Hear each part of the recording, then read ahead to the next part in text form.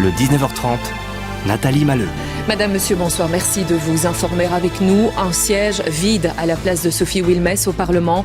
La ministre et vice-première quitte temporairement ses fonctions pour des raisons familiales. C'est une première dans notre histoire politique. La Russie revendique la prise de Mariupol au sud-est de l'Ukraine. Il y aurait encore de nombreux civils sur place retranchés avec des combattants dans une usine de la ville. Des avions Ryanair cloués au sol demain et tout le week-end. La compagnie annule des vols faute de personnel navigant.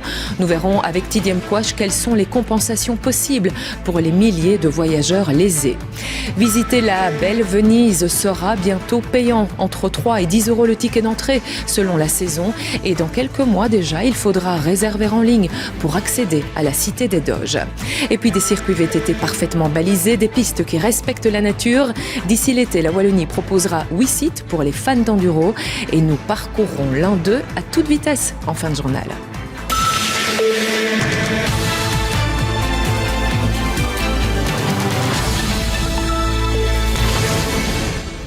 À suivre, une reprise de campagne au lendemain d'un vif débat. Marine Le Pen avec des routiers dans la Somme. Emmanuel Macron avec gants de boxe en Seine-Saint-Denis. Le point sur ce nouveau round électoral dans la présidentielle française avec Adeline Percept à Paris. L'Ukraine expose la résistance à la Biennale d'art de Venise. Le pavillon russe, lui, est déserté. Reportage dans un instant. Et puis l'invité de Jeudi en Prime sera le secrétaire d'État Thomas Dermine, en charge entre autres du plan de relance. Interview dans la foulée du JT.